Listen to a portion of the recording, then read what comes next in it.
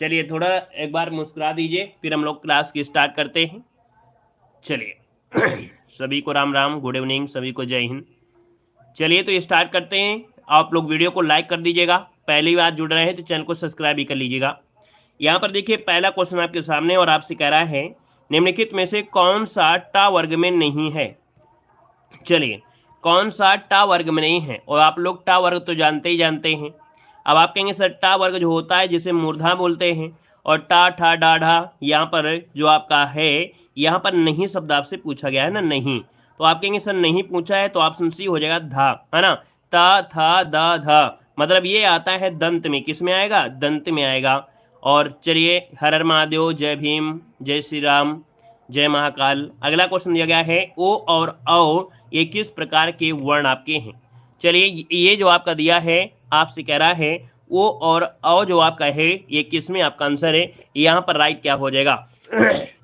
चलिए यहाँ पर जवाब देना है, आपका जो आंसर बनेगा इनमें से राइट क्या हो सकता है, सभी को जवाब देना है। यहाँ पर आंसर क्या हो जाएगा, तो आप कहेंगे सर यहाँ पर देखा जाए तो आपका जो आंसर आ गया है यहाँ पर ये कंठोस्त में आएगा, किस में आएगा, कंठोस्त आएगा। हमने बताया है कि भैया का वर्ग में होता है छोटा आ बड़ा आ, और आपके तालु वर्ग में जो होता है तालु होते हैं, एक मिनट, हाँ, और यहाँ पर देखिए जो तालु में होता है वो आपका चा वर्ग में आपका आता है। तो आप कहेंगे सर यहाँ पर कंठ और आपके तालु से मिलाने ही से तीन का निर्माण हुआ है ना। तो यहाँ पर आंसर आपका बनेगा कंठ धन ओष्ठ हो जाएगा। माफ करिए, यहाँ पर ओष्ठ की बात कह रहा है, तो जब ओष्ठ की बात कह रहा है तो ये पा वर्ग में आएगा, है ना। का वर्ग और आपके पर वर्ग से मिलाने से ये आपका बनता है, तो इसका ऑप्शन डी वाला आपका बनेगा। दोस्तों याद रखिए ये कंठ और आपके पा वर्ग को मिलाने से बनता है कंठोस्थ हो जाएगा। ठीक है, आगे बढ़िए। क्वेश्चन आपसे दिया गया है, आपसे कह रहा है विसर्ग से बना शब्द इनमें से कौन सा है। चलिए विसर्ग से बना शब्द इनमें से कौन सा है। ए और अ होता तो वो कंठ तालु होता, ये दिया है कंठोस्थ दिया था। ठीक है, देखिए दिया है विसर्ग से बना शब्द इनमें से कौन सा है 3 नंबर में। तो यहाँ पर देखा जाए तो आप कहेंगे सर विसर्ग से बना है, यहाँ पर ऑप्शन बी वाला बिल्कुल आसान है। यहाँ पर अगला क्वेश्चन आपसे अगला पूछा गया है और आपसे कह रहा है कि गरीबों की सहायता करो, गरीब शब्द आपका है क्या। गरीबों की सहायता करो, ये जो गरीब शब्द आपका है आपका है क्या। यहाँ पर देखिए गरीब क्या है, तो आप कहेंगे सर गरीब जो आपका है ये जातिवाचक आएगा। गरीबी अगर होता तो भाव लगा देते, अगर गरीबी होता तो हम लोग भाव लगाते। इसका जो आंसर बनेगा वो आपका बनेगा सी नंबर, जातिवाचक संज्ञा आपका बन जाएगा। ठीक है, क्लियर है। जैसे छात्र है, गरीब है, अमीर है ना, ये शब्द आपका होते हैं किसमें से, आपकी जाति में आएगा। यहाँ पर अगर गरीबी होता, अमीरी होता तो हम लोग लगा देते यहाँ पर भाव। अगला क्वेश्चन दिया गया है कि नौकर चिट्ठी लाया, इस वाक्य में क्रिया का भेद आपसे प्रयुक्त हुआ है। तो नौकर क्या लाया है, चिट्ठी लाया है। तो चिट्ठी लाया है इसका मतलब आप कहेंगे सर इसमें कर्म तो मौजूद है ना, क्योंकि जो चिट्ठी है वो क्या है, कर्म है। और जब कर्म है तो ऑप्शन नंबर भी आपका यहाँ पर हाजिर हो गया है। सबका जवाब आपका ए हो गया है। नेक्स्ट क्वेश्चन दिया गया है निम्नलिखित में से सकर्मक क्रिया आपकी कौन सी है। चलिए क्वेश्चन नंबर आपका 6 जवाब देना है।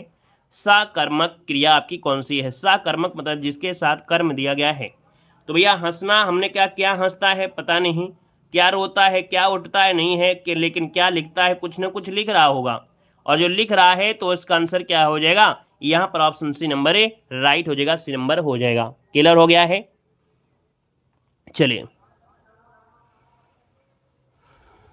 चलिए आगे बढ़िए। क्वेश्चन आपसे दिया गया है कि बाहर संज्ञा शब्द का विशेषण रूप क्या है।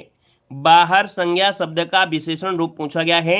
यहाँ पर 7 को ऑप्शन में से राइट क्या हो जाएगा। यहाँ पर दिया है बाहर संज्ञा शब्द का विशेषण रूप क्या होता है। चलिए बाहर संज्ञा शब्द का विशेषण रूप क्या होता है, 7 नंबर आपसे दिया गया है। 7 की बात करते हैं तो ऑप्शन में से क्या हो जाएगा। चलिए 7 नंबर का ऑप्शन बनेगा बी नंबर। याद रखिए कह रहा है बाहर संज्ञा का हो जाएगा बाहरी, ऑप्शन बी हो जाएगा।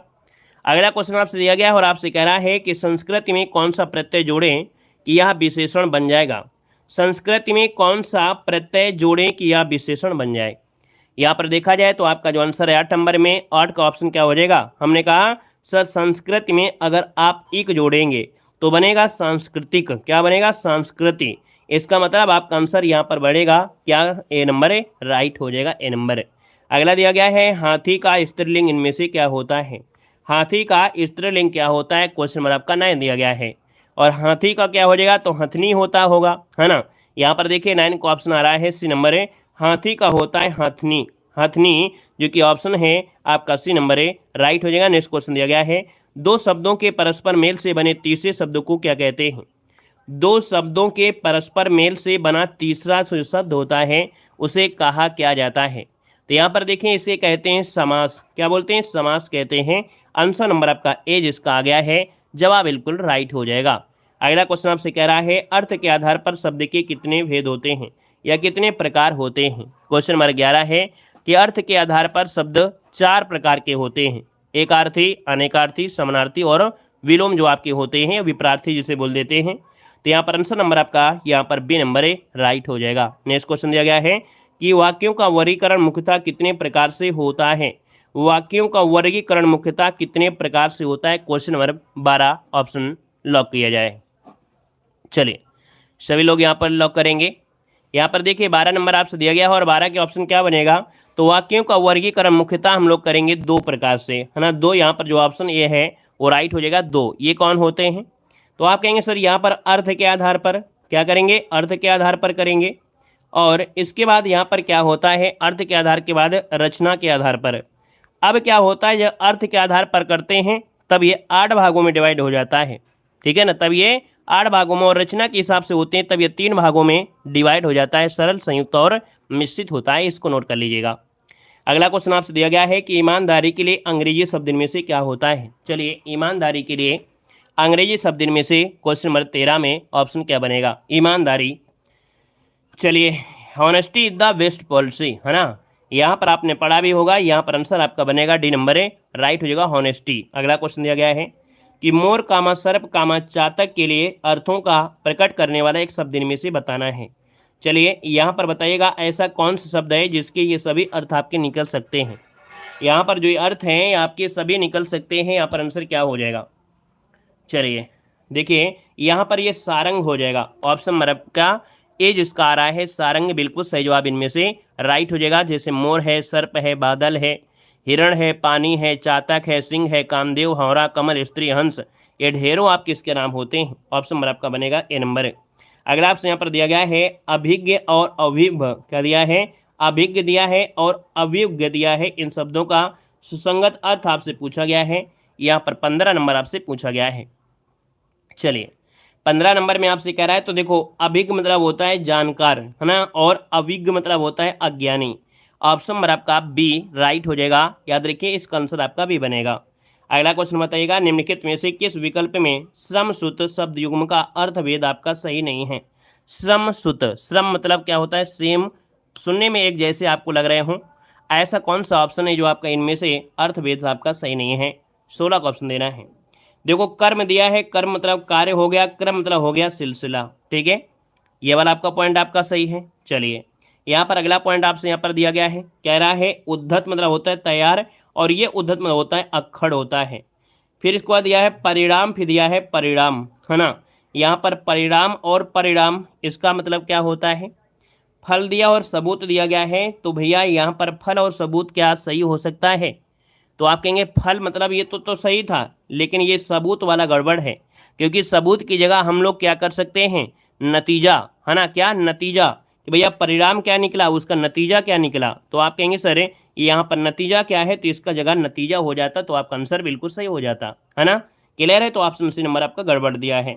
बाकी गण मतलब आपका समूह होता है और गण्य मतलब होता है गिनने योग्य। अगला क्वेश्चन बताइएगा कि निम्नलिखित में से शुद्ध वाक्य आपको चुनना है। क्वेश्चन नंबर आपका 17 है, यहाँ पर शुद्ध वाक्य कौन सा है। चलिए टेलीफोन, है ना, टेलीफोन का विकास आविष्कार होता है, विकास नहीं होता है ना। अनूप देखो गलत दिया गया है, कितना गठित शरीर है, कितना गठित जो दिया है ये गलत दिया है। अब देखिए ऑप्शन नंबर आपका डी नंबर है, राजा दशरथ के 4 पुत्र और 1 पुत्री थी। ऑप्शन देखिए आपका डी नंबर है, यहाँ पर राइट हो गया है, क्लियर हो गया है। गठीला होता है, गठित नहीं होता है, कितना गठीला शरीर है ये होता है, ठीक है। अगला क्वेश्चन दिया गया है, आपसे कह रहा है निम्नलिखित में से कौन सा विकल्प वर्तनी की दृष्टि से शुद्ध दिया गया है। वर्तनी की दृष्टि से शुद्ध कौन सा है। चलिए यहाँ पर ऑप्शन को लॉक करना है। लिपि जो आपका दिया है क्या सही है, क्या लिपि सही है, तो भैया यहाँ पर लिपि सही नहीं है, है ना। लिपि होता है, छोटी की मात्रा होती है पा में, है ना, ये तो आपका गड़बड़ हो गया है। रेडियो होता है, रेडियो नहीं होता है, अंक बिंदी नहीं होती है। लिखित होता है, लिखत नहीं होता, ये गलत दिया है।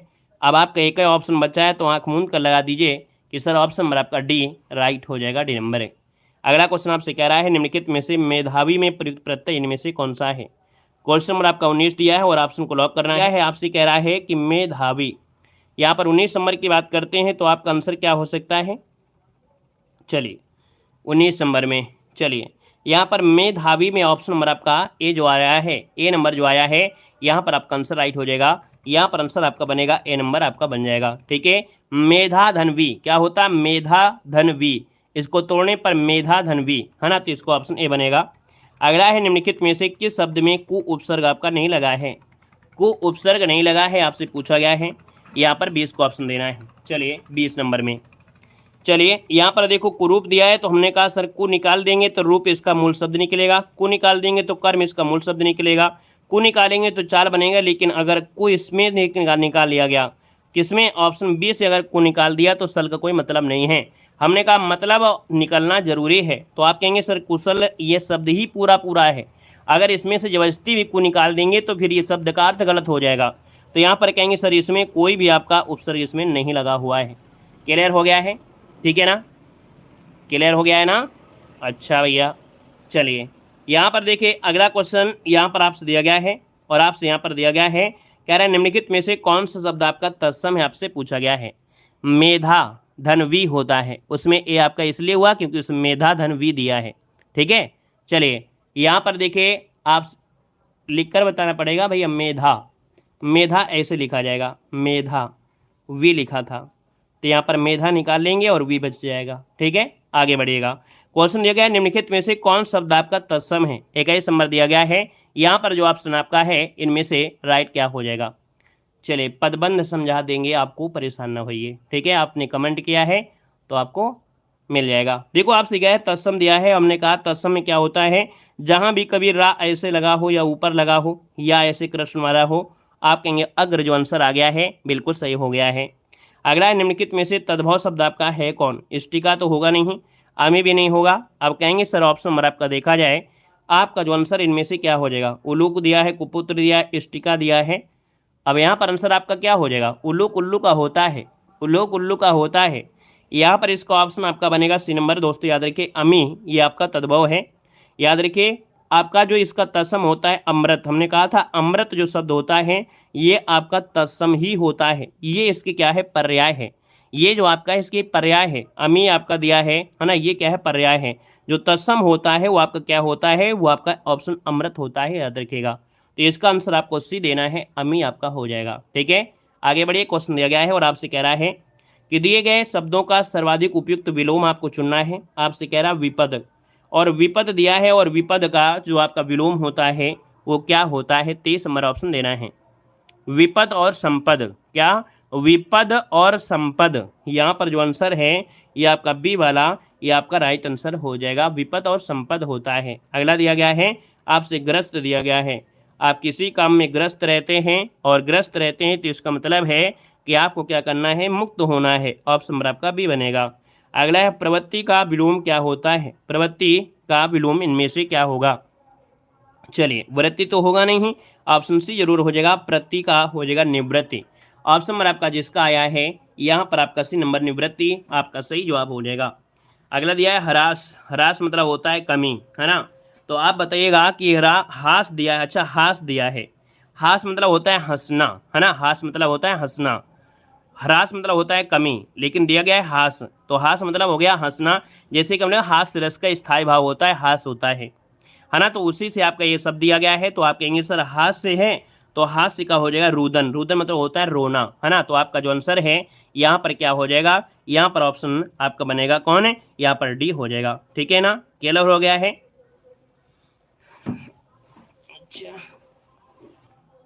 आवृत्ति का अनावृत्ति होता है, ठीक है, आवृत्ति का अनावृत्ति होता है। ठीक है, क्लियर है, आवृत्ति का अनावृत्ति होता है, प्रवृत्ति नहीं होता है। ठीक है, प्रवृत्ति का अनावृत्ति कर देंगे, यहाँ पर आवृत्ति का होता है अनावृत्ति, अन लगा के विलोम बना देते हैं। ठीक है, आगे बढ़िए। क्वेश्चन आपसे अगला पूछा गया है और आपसे कह रहा है रुग्ण, रुग्ण का जो विलोम होता है वो क्या होता है, रुग्ण का विलोम क्या हो जाएगा, तो रुग्ण मतलब होता है रोगी, है ना, क्या होता है, रुग्ण मतलब होता है रोगी, और रोगी दिया है तो रोगी का विलोम स्वस्थ हो जाएगा। आप कहेंगे सर आंसर नंबर क्या है, यहाँ पर आपका बी नंबर राइट हो जाएगा। ठीक है, अगला क्वेश्चन आपसे कह रहा है नीचे दिए गए शब्दों का पर्यायवाची आपको चुनना है। गेह दिया गया है, और गेह मतलब होता है क्या, घर होता है, और जब घर होता है तो घर के भैया पर्यायवाची तो आप लोग जानते ही होंगे। आप कहेंगे जी सर जी जानते हैं, ग्रह हो जाएगा, ऑप्शन ए नंबर हो जाएगा। और ढेर सारे आपको रटना है तो और भी रट सकते हैं गेह के पर्यायवाची, है ना। आलय होता है, आवास होता है, घर होता है, निकेतन होता है, निलय होता है, भवन होता है, निवास होता है, ढेरों होते हैं। कमल का पूछा गया है, कमल, और कमल का पर्यायवाची क्या बनेगा। चलिए यहाँ पर जवाब देना है, कमल का पर्यायवाची दोस्तों इनमें से क्या होगा 29 नंबर में। कुसुम दिया है, पुष्प दिया है, प्रसून दिया है, और पुंडरीक दिया गया है। 29 नंबर आपसे दिया है, और 29 को ऑप्शन क्या बनेगा, वेरी गुड। यहाँ पर पुंडरीक हो जाएगा, जो आपका सफेद कमल होता है उसे पुंडरीक कहा जाता है। ऑप्शन नंबर आपका बनेगा आपका डी नंबर है। अगला है अभिलाषा। अभिलाषा, आपकी अभिलाषा क्या है, आपकी मतलब यहाँ पर जो इच्छा होती है ना, आपकी इच्छा क्या है, आपकी आकांक्षा क्या है, तो ऑप्शन बनेगा आपका ये नंबर, अभिलाषा का होता है, यहाँ पर आकांक्षा होता है। अरविंद बताइएगा, अरविंद का जो पर्यायवाची होता है वो क्या होता है, अरविंद पर्यायवाची किसका होता है। अभी आपने पढ़ा था पुंडरीक, और तो अरविंद का भी होता है, कमल होता है। तो आप कहेंगे सर कमल दिया है, ऑप्शन नंबर आपका सी राइट हो जाएगा। जैसे आपका जलज है ना, जलज दिया है तो ये इसके पर्यायवाची तो होते हैं, यहाँ पर आंसर आपका सी हो जाएगा। नेक्स्ट क्वेश्चन दिया गया स्वच्छ, स्वच्छ दिया है और स्वच्छ का आपसे पर्यायवाची ही पूछा गया है ना, आपसे स्वच्छ का पर्यायवाची ही दिया गया है। और यहाँ पर देखा जाए स्वच्छ के पर्यायवाची क्या होता है, निर्मल होता है, क्या होता है, निर्मल होता है। ऑप्शन नंबर आपका डी राइट हो जाएगा, निर्मल। देखिए आप लोगों के जवाब कितने दनादन तरीके से आ रहे हैं, बेहतरीन तरीके से। अगला क्वेश्चन आपसे कह रहा है, और आपसे कह रहा है यहाँ पर दिया है संधि आपको बताना है। कह रहा है तिरस्कार का संधि इनमें से क्या बनेगा, तिरस्कार का संधि क्या बनेगा। तो देखिए यहाँ पर 33 नंबर में एक रूल आपको पढ़ाया गया था, है ना। यहाँ पर देखिए तिरस्कार में हमने कहा था ये जो आपका आधा सा है इसको हटाकर विसर्ग लगा देना है, बस आंसर आपका बन जाएगा। और यहाँ पर बनेगा आपका कौन सा, ऑप्शन बी वाला। यहाँ पर देखिए 33 नंबर का जो ऑप्शन है यहाँ पर आपका बी नंबर, ये आपका हो जाएगा विसर्ग संधि है। ठीक है, विसर्ग संधि जैसे नमस्कार होता है ना, जैसे पुरस्कार होता है, नमस्कार होता है, ये शब्द आपके इसी में आते हैं। अगला दिया गया है द्वापी, है ना, द्वापी शब्द में जो आपसे संधि है वो आपकी कौन सी है। यहाँ पर द्वापी मतलब हो जाएगा दो धन अपी, दो धन अपी, यहाँ पर ऑप्शन आपका बनेगा बी नंबर है, राइट हो जाएगा। और यहाँ पर जो आपका है वो आपका जो आंसर है वो आपका बी राइट हो जाएगा, द्वापी हो जाएगा। अगला क्वेश्चन बताइएगा, आपसे दिया गया है अत्यधिक में जो संधि है वो आपकी कौन सी है। अत्यधिक को अगर हम तोड़ेंगे तो किस प्रकार से इसका सही आंसर आएगा। चलिए अत्यधिक, तो आप कहेंगे सर इसमें तो यण संधि है ना, क्या है, यण संधि है, क्योंकि आधा अक्षर आपका दिया गया है। और इसको तोड़ने पे बनेगा अति धन अधिक। अति धन अधिक कहाँ पर है, ऑप्शन बी दिया गया है, अति धन अधिक हो गया है। अगला क्वेश्चन आपसे कह रहा है कि सर जी शीतर्त में जो आपकी संधि है वो आपकी कौन सी है। शीतर्त में जो संधि है वो आपकी कौन सी है, शीतर्त। तो एक तो शब्द एक निकलेगा शीत धन ऋतु, क्या निकलेगा, शीत धन ऋतु निकलेगा। तो यहाँ पर देखिए इसका आंसर आपका सी नंबर है, जिसका आ रहा है बिल्कुल राइट हो जाएगा। और यहाँ पर देखिए जो आपका शब्द निकला है आपका निकला है आ निकला है, और यहाँ पर निकला है ऋषि, निकला है ऋषि। तो यहाँ पर बनता है क्या, आपसे बनता है अर, और अर जो होता है किस संधि में होता है, अर होता है गुण संधि में। किस में होता है, गुण संधि में होता है। तो आप कहेंगे सर ये आपका गुण संधि है। अगला है रीत्य अनुसार में संधि क्या है, क्वेश्चन नंबर आपका 37 है। रीत्य अनुसार में जो संधि है वो आपकी कौन सी हो जाएगी। चलिए रीति अनुसार में हो जाएगा रीति धन अनुसार, और रीति धन अनुसार जो दिया है वो ऑप्शन नंबर आपको क्या दिया है, ए नंबर इसका राइट हो जाएगा। अब आपको ये बताना है सर इसमें संधि क्या है। चलिए सभी लोग जवाब देंगे इसमें जो संधि है वो आपकी कौन सी है। चलिए जल्दी बताइए इसमें जो संधि है वो आपकी कौन सी संधि है। यण संधि है। कैसे है, देखिए यहाँ पर देखिए आपका छोटी की मात्रा और आपका या दिया है, बाकी यहाँ पर या के साथ आधा अक्षर दिया गया था। तो आप कहेंगे सर यहाँ पर यण संधि हो गया है। अड़ोस पड़ोस शब्द में समास क्या है, अड़ोस और पड़ोस, है ना। आप कहेंगे सर यहाँ पर इसका विग्रह करने पे यहाँ पर क्या होगा, द्वंद्व होगा, क्योंकि दोनों ही पद क्या हो गए, प्रधान हो गए हैं, योजक भी लगा है, तो ऑप्शन आपका बिल्कुल आसान हो गया है। मातृभाषा में समास क्या है, और आप लोगों के जवाब देखिए सुपर फास्ट तरीके से आ रहे हैं, है ना। पहले से यहाँ पर जवाब आ गए हैं। मातृभाषा शब्द में समास क्या है। चलिए मातृभाषा, मातृभाषा मतलब हो जाएगा यहाँ पर क्या, मात्र अर्थात माता की जो भाषा है ना। तो आप कहेंगे ये तत्पुरुष है लेकिन संबंध है, यहाँ पर जो संबंध होगा ऑप्शन नंबर आपका सी राइट हो जाएगा, मातृभाषा। अगला दिया गया है अंडे सेना इस मुहावरे का अर्थ इनमें से क्या होता है। अंडे सेना इस मुहावरे का अर्थ इनमें से क्या हो जाएगा। तो अंडे सेना मतलब होता है ना कि घर पे बेकार बैठे रहना या घर पर ही बैठे रहना, ऑप्शन नंबर आपका बी राइट हो जाएगा यहाँ पर आंसर। ठीक है, क्लियर है, यहाँ तक कोई दिक्कत अभी तक नहीं हुई होगी। आगे बढ़िए, क्वेश्चन आपसे दिया गया है, जहाँ भी हो तो तुरंत कमेंट किया करें। ऐसा नहीं कि हम 20 क्वेश्चन चले जाएं इसके बाद आप कमेंट करें, तो उससे अच्छा है कि जब 20 क्वेश्चन आगे चले जाएं तो उसका स्क्रीनशॉट ले लीजिएगा, क्लास के बाद उसको क्या करिएगा, अपना नीचे कमेंट कर दिया गया, तो अगर आपको डाउट होगा तो हम जवाब दे देंगे। अब 20 क्वेश्चन पीछे जाने से थोड़ा समस्या हमको भी होती है और आपको भी होगी, है ना। यहाँ पर देखो, भरत मुनि के अनुसार रसों की संख्या पूछी गई है। भरत मुनि के अनुसार रसों की संख्या कितनी होती है, तो आपका आंसर क्या बनेगा। आप कहेंगे सर जी 8 होती है, 8 होती है, तो ऑप्शन आपका ये हो जाएगा। लेकिन हमने तो पढ़ा है कि रसों की संख्या 9 होती है। ये बताइए जो 9 होती है तो 9वां रस होता कौन सा है, जो भरत मुनि कह रहे हैं कि हम नहीं मानेंगे। कौन सा होता है, शांत रस होता है। भरत मुनि कहते हैं कि सर शांत रस नहीं होता है, ये अपने नाटक में कहते हैं शांत रस का कोई जरूरी काम नहीं है ना। क्लियर है, यहाँ पर अगला क्वेश्चन दिया गया है, कह रहा है जहाँ उपमेय में उपमान की समानता की संभावना व्यक्त की जाए, वहाँ पर जो अलंकार होता है वो आपका होता क्या है। तो देखो यहाँ पर दिया गया है क्या, आपको एक शब्द समझना है। जल्दीबाजी में एक क्वेश्चन गलत हो जाता है, लेकिन आपको एक बार नहीं हमने कई बार बताया भी है। देखो कह रहा है जहां उपमेय में उपमान की समानता की संभावना, क्या है, समानता की संभावना या कल्पना, और संभावना और जो कल्पना होती है वो आपके उत्प्रेक्षा अलंकार में होती है। किसमें होती है, उत्प्रेक्षा अलंकार में होता है, याद रखिएगा, है ना। उत्प्रेक्षा अलंकार में कल्पना या संभावना शब्द होता है। मनु मानो, जनु जनहु, जानो हूँ जनु ज्यों, ये शब्द आपके हमेशा मिलते हैं आपकी इनमें। अगला क्वेश्चन आपसे कह रहा है कि प्रवाह लाने के लिए छंद की पंक्ति में ठहरना क्या कहलाता है। प्रवाह लाने के लिए छंद की पंक्ति में ठहरना क्या कहलाता है। आप लोगों ने रामायण पढ़ा होगा, रामायण पढ़ने होंगे तो आपके 4 इधर होते हैं 4 उधर होते हैं, जरूर नहीं कि 4 हों, कभी 1 होता है कभी 2 भी होते हैं। तो यहाँ पर क्या होता है, एक दूसरे के लय लेकर चलते हैं, एक वो गाएगा दूसरा वो गाएगा। तो मतलब क्या होता है, एक पंक्ति में जब ठहराव हो जाता है तो भैया क्या होता है, एक प्रकार से उसको हम कहते हैं यहाँ पर यति कहते हैं। यति मतलब होता है ठहरना, क्या होता है, ठहरना होता है। अगला है कि हिंदी कथा साहित्य में सर्वाधिक प्रसिद्ध कहानीकार इनमें जो रहे हैं वो आपके कौन रहे हैं। तो सर्वाधिक प्रसिद्ध कहानीकार इनमें से कौन है। तो दोस्तों याद रखिए यहाँ पर आंसर क्या बनेगा।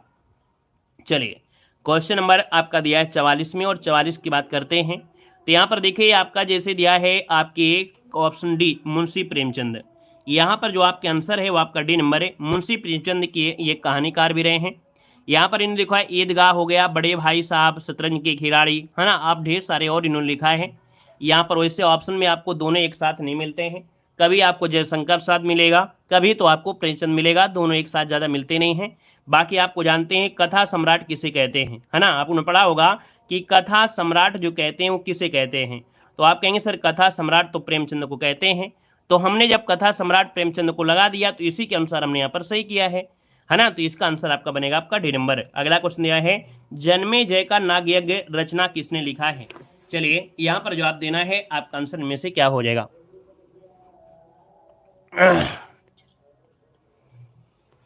चलिए बताइएगा जन्मे जय का जो नागयज्ञ है इनमें से क्या हो जाएगा। चलिए सभी लोग कमेंट करेंगे। चलिए जन्मे जय का नागयज्ञ जो रचना है वो आपकी किसकी रचना है। यहाँ पर देखिए 45 नंबर दिया और 45 की बात करते हैं तो ऑप्शन क्या बनेगा। यहाँ पर option B number Jaishankar Prasad, इसका जो ऑप्शन है यहाँ पर बी नंबर है, राइट हो जाएगा। यहाँ पर अगला क्वेश्चन दिया गया है, आपसे दिया है गद्यांश। गद्यांश में दिया है कि जीवन का सबसे बड़ा कलाकार और सबसे सफल व्यक्ति वह है जो उपयुक्त चुनाव करना जानता है ना। यहाँ पर देखिए सब आपको ऐसे मिल जाएगा। और अगले क्वेश्चन में आइएगा, क्वेश्चन दिया गया है आपसे यहाँ पर क्या कह रहा है, ज्ञानाश्रयी निर्गुण काव्य का दार्शनिक आधार इनमें से क्या है। चलिए क्वेश्चन आपको बताना है और आपसे यहाँ पर दिया गया है और आपसे क्या कह रहा है, कह रहा है ज्ञानाश्रयी निर्गुण काव्य का दार्शनिक आधार इनमें से माना जाता है या इनमें से है क्या। तो देखिए यहाँ पर जो आंसर है आपका बी नंबर, ये अद्वैतवाद है। अद्वैतवाद ऑप्शन आपका बी बनेगा। अगला दिया है कि भाषा संवर्धनी सभा कहाँ पर स्थापित की गई थी। भाषा संवर्धनी सभा कहाँ पर स्थापित की गई थी। तो दोस्तों ये आपके अलीगढ़ में की गई थी, अलीगढ़ इसको ऑप्शन पर बनेगा। अगला है कि ज्ञानश्रेय शाखा के प्रमुख कवि इनमें से कौन हैं। चलिए यहाँ पर जवाब देना है। चलिए ज्ञानश्रेय शाखा के प्रमुख कवि जो आपके हैं इनमें से क्या हो जाएगा, तो आप कहेंगे सर ये हैं आपके कबीरदास हैं। ऑप्शन नंबर आपका ये बनेगा कबीरदास, इसका आंसर ये हो जाएगा। नेक्स्ट क्वेश्चन दिया गया है कि कबीरदास किस काव्य धारा का प्रतिनिधित्व करते हैं। चलिए यहाँ पर बताना है आपका आंसर इनमें से क्या हो जाएगा। चलिए कबीरदास किस काव्य धारा का प्रतिनिधित्व करते हैं। चलिए यहाँ पर देखा जाए तो आप कहेंगे सर 358 का जो ऑप्शन है ये आपके संत हैं। क्या है, संत काव्य है, तो संत काव्य हो जाएगा। अगला क्वेश्चन यहाँ पर आपसे दिया गया और आपसे कह रहा है कि इनमें से कौन सा कवि संत कवि नहीं है। यहाँ पर जो कवि है संत कवि नहीं है। देखिए आपके रैदास हैं, कबीर हैं, गुरु नानक है, लेकिन तुलसीदास आपके नहीं होंगे। ठीक है, ये संत कवि नहीं है, भक्ति काल में है। यहाँ पर ऑप्शन बी बनेगा। नेक्स्ट क्वेश्चन दिया गया है कि निर्गुण संत कवियों में सर्वाधिक शास्त्रज्ञ और सुसज्जित जो आपके थे ये आपके कौन थे। तो दोस्तों ये जो आपके सुंदरदास है ना, ये सर्वाधिक शास्त्रज्ञ थे, पढ़े लिखे थे। यहाँ पर अगला है कि मसी कागज छुओ नहीं, कलम गए हो नहीं हाथ, ये किसके विषय में कहा गया है। शायद ही कि इस क्वेश्चन को आप सभी ने पढ़ा भी होगा। यहाँ पर देखिए आपका जो आंसर है इनमें से क्या होगा, तो ये हैं आपके कबीरदास हैं। ऑप्शन सी कबीरदास इसका आंसर राइट हो जाएगा। ये पढ़े लिखे आपके नहीं थे, है ना। यहाँ पर अगला है कि संत काव्य नाम किसने दिया है। संत काव्य जो नाम दिया है वो किसने दिया है। तो दोस्तों ऑप्शन नंबर आपका बी ये आपके हैं राम कुमार वर्मा है। राम कुमार वर्मा ऑप्शन नंबर आपका राइट हो जाएगा, राम कुमार वर्मा हो जाएंगे। चलिए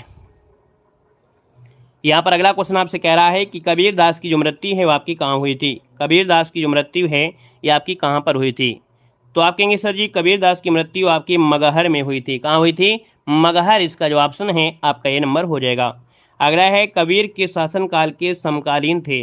कबीर किस शासन के समकालीन थे आपसे पूछा गया है। यहाँ पर देखा जाए तो आप कहेंगे सर सिकंदर लोदी। आपसे क्वेश्चन कई बार पूछा गया है, सिकंदर लोदी ऑप्शन नंबर आपका सी राइट हो जाएगा। अगला क्वेश्चन आपसे दिया गया और आपसे कह रहा है कि ज्ञानश्रेय शाखा के प्रमुख संत कवि का नाम बताना है। चलिए यहाँ पर बताइए इसका आंसर क्या हो जाएगा। चलिए ज्ञानश्रेय शाखा के प्रमुख संत कवि जो आपके इनमें से क्या हैं। चलिए देखिए आपका जवाब आ गया है 365 में, और 365 नंबर है। यहाँ पर आपका जवाब हो जाएगा ये है आपके कबीरदास को कहा जाता है, कबीरदास आपके हो जाएंगे। अगला क्वेश्चन आपसे दिया गया है कि पद्मावत को सूफी काव्य मानने से इंकार करने वाले आलोचक इनमें से कौन हैं। जिन्होंने पद्मावत को सूफी काव्य नहीं माना है और ऐसा आलोचना किया है, और ये जो आपके हैं यहाँ पर डी नंबर है, ये इनका नाम है विजय देव नारायण शाही। क्या नाम है, विजय देव नारायण शाही इसका आंसर है, राइट हो जाएगा। अगला क्वेश्चन आपसे दिया गया और आपसे कह रहा है कि मलिक मोहम्मद जायसी के प्रसिद्ध प्रबंध काव्य का नाम इनमें से क्या है। मलिक मोहम्मद जायसी के प्रसिद्ध प्रबंध काव्य का नाम इनमें से क्या है। तो मलिक मोहम्मद जायसी आपका आंसर बिल्कुल सही हो जाएगा। आप कहेंगे सर यहाँ पर आंसर आपका ये हो जाएगा पद्मावत। क्या हो जाएगा, पद्मावत आंसर आपका ए नंबर है, राइट हो जाएगा। यहाँ पर आगे बढ़ते हैं। क्वेश्चन आपसे अगला पूछा गया है और आपसे कह रहा है कि सूफी काव्य पद्धति का अंतिम ग्रंथ कौन सा है। सूफी काव्य पद्धति का अंतिम ग्रंथ जो आपका है इनमें से कौन है। चलिए यहाँ पर देखिए इसका जो आंसर है वो आपका बी हो जाएगा, इंद्रावती। इंद्रावती ऑप्शन बी बनेगा। नेक्स्ट क्वेश्चन दिया गया है हिंदी का प्रथम सूफी कवि आपका कौन है।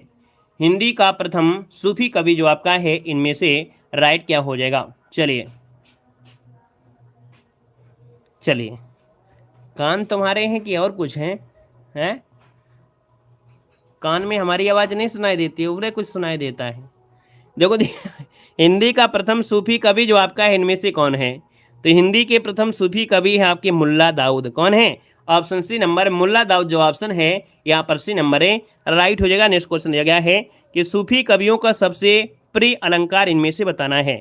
सूफी कवियों का सबसे प्रिय अलंकार इनमें से कौन है। चलिए यहाँ पर देखिए इसका आंसर आपका जो बनेगा क्या हो जाएगा।